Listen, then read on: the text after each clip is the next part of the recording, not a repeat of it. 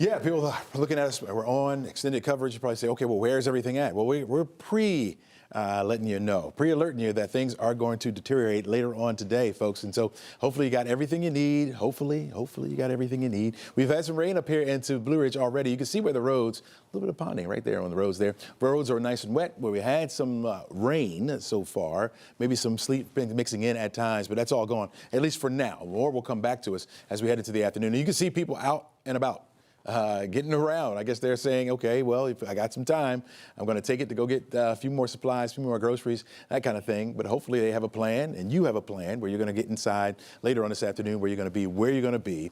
Because by the time we get to Sunday morning, it's going to be a totally different ball game, folks. I'm telling you, ice will be out there. In fact, it's going to start tonight and will last into tomorrow morning, possibly by tomorrow afternoon as well, really depending on how long that wedge holds on. We're talking about a wedge.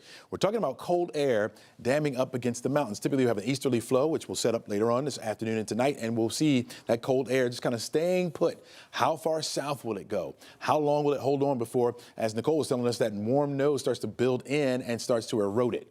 Will it be able to erode it? We'll see. We will see, folks. That's something that we're watching for, and that's what we're going to walk you through all the way through the storm, now all the way through the event, okay? And so right now, where we had some precipitation up here to the north is now starting to subside. It's coming down just a little bit there, meaning starting to shrink back just a little bit over toward the central portions of Dawson County, over toward Juneau right now. That would be what would indicate a mixing taking place. But so far, I've only seen a few raindrops, just a few, over toward Mossy Creek and up toward Helen. We've been seeing a few flurries flying around. That's probably what you have left over now, but that will subside as well. You'll be left with the clouds, and those temperatures will stay on the cooler side. In fact, we're expecting those temperatures to continue to drop as we head through the day. All right, ice storm warning. You can see it covers a lot of our area.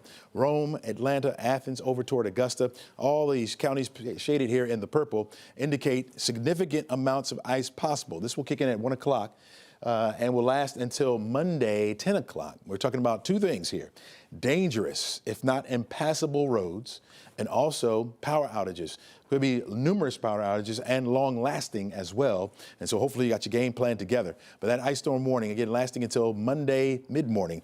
Just below that, of course, is where we have the winter storm advisories that are in effect. And again, we could see maybe up to 1/10 of an inch of ice in these areas, maybe going up to 1/4 of an inch. And so that's still significant, So you have to be on the lookout. This is a large system extending all the way back into New Mexico and extends all the way up here to the north, even into Boston and Maine. We're still looking at advisories and warnings. That pink area there is a winter storm warning. This is up here to the north, Wichita, places like St. Louis and over towards Cincinnati and D.C., where we're expecting to see mainly snow in those areas. You make your way a little further down to the south, that mixing takes place in Memphis. They have snow out there this morning, but that will begin to change over into freezing rain, and that will make its way over toward us as well. Watching an area of low pressure that will continue to slide further off to the north, and you can see where we have that snow already in parts of St. Louis. Will extend over into southern parts of Ohio, into D.C. a little bit later on this afternoon and tonight. The pink areas from Dallas over toward Memphis is where, as this area of low pressure starts to lift a little bit over toward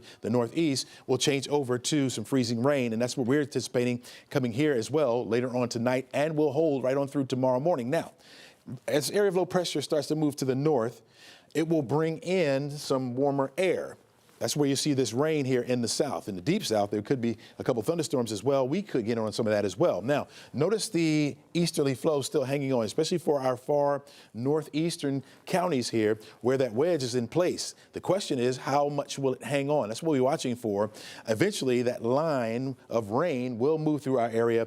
We're hoping that it will erode that low. If it happens faster, the quicker that happens, the better for us, as it will change over to all rain and then continue to push further off toward the east. And then behind this system, that northerly flow starts to come in, that colder air that we've been seeing, that Arctic air will start to make its way a little bit further down to the south. Right now, our temperatures are in the 40s, just about everywhere you look. We got some 30s up to the far north, 39 degrees right now in Georgia's Rome, 31, you're below the freezing mark there. In Dalton, Clayton, you're just below the freezing mark. Looking at 32 degrees there, but look at Blairsville, you're at 41. And so those temperatures will hover around the 40-degree mark as we head into the afternoon, and will continue to drop. We're looking at 41 by 3 o'clock, 30 39 degrees by 7 o'clock tonight. Here's our forecast track model. You can follow along with me with the time right there at the top of the screen. Notice by tonight, we are looking at rain. So on the onset of the precipitation, it may be rain first, but I do think that rain will begin to mix with before changing over into freezing rain. Look at this, widespread as we head into 11 o'clock tonight. That's why we're saying it'll start late tonight going into tomorrow morning. So you're looking at a widespread area of freezing rain, and at this point could be some of the heaviest in our area. So anywhere from Atlanta up here toward the northeast, over toward the east, Athens, Edenton may be seeing that freezing rain for a good period of time because it's going to last right on through the overnight into Sunday morning. We'll still be dealing with it coming down. And again, with that cold air still in place, as precipitation continues to push our way, we're expecting it to continue to be on the freezing rain side. Now, once we get to the afternoon on Sunday, we're expecting those temperatures to bump up just a little bit, just enough that it will mix with rain or before changing over to all rain. Notice this line right here, that very heavy rain that's going to be pushing in. It's along that line where we'll see some very gusty winds. Also could see a couple of rumbles of thunder, especially down to the southern end of our state as well. Maybe even a brief spin-up tornado possible with that. So there could be some severe weather associated with that. Can you believe that? We'll go from freezing rain to possibly some severe weather in our forecast area. That line will push right on through, and then on the back end of that very heavy rain, we'll have some light showers around. Temperatures should be just above the freezing mark that it holds as all liquid, and then that will start to subside. Now, on the back end of that, as the rain begins to push out, the precipitation is over, the system's not done yet, or at least the impacts won't be done. We'll feel it from the winds. Those northerly winds will be coming down upon us. We'll see those begin to pick up. We could be seeing gusts in the 30-mile-per-hour range. With that ice weighing down those trees and those power lines, that will be easy. That wind will help to topple a lot of that over, and so we'll start to see the trees, or here, as we wake up, we'll start to see, or before we go to bed, those trees on roadways, on power lines sagging in the roads, maybe even some snapped.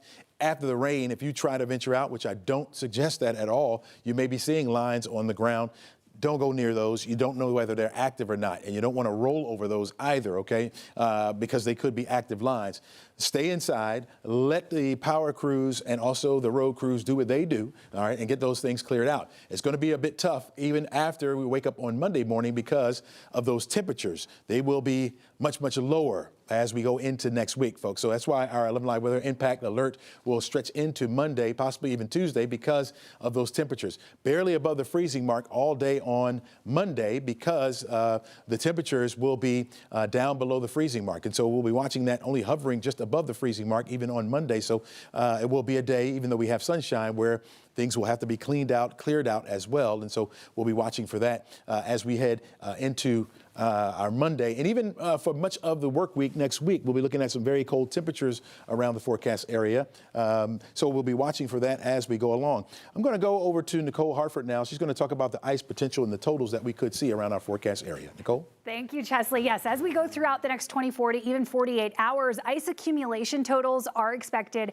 to be highest up towards the northeastern parts of the city. So Chesley mentioned that temperatures Sunday may manage to warm up a little bit through the Atlanta metro out towards the west and the south, and that will, if that occurs, will limit the ice accumulation potential in those areas. So spots off towards the northeast of the city where the wedge holds a little bit stronger, we'll manage to see the higher totals. We're talking ice totals of up to a ½ inch to even a full inch of accumulation, mainly up towards the northeast of the metro.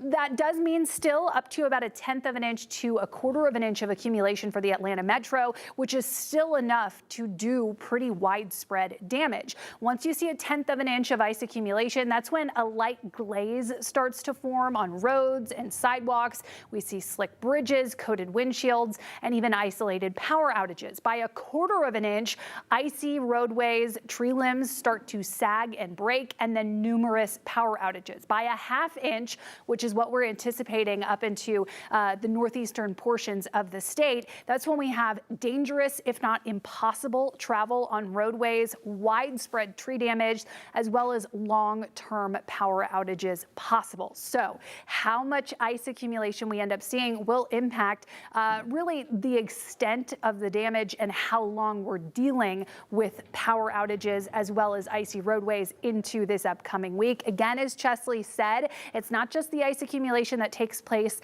tonight and into tomorrow morning. We could also see additional refreezing Sunday night and into Monday morning that could still lead to areas of ice, even in locations that maybe see some improvement tomorrow into Monday morning. As far as conditions go throughout the next couple of days, we'll be watching those temperatures very, very closely, but this has the potential to be a major impact ice event, especially up towards the northeast of the city.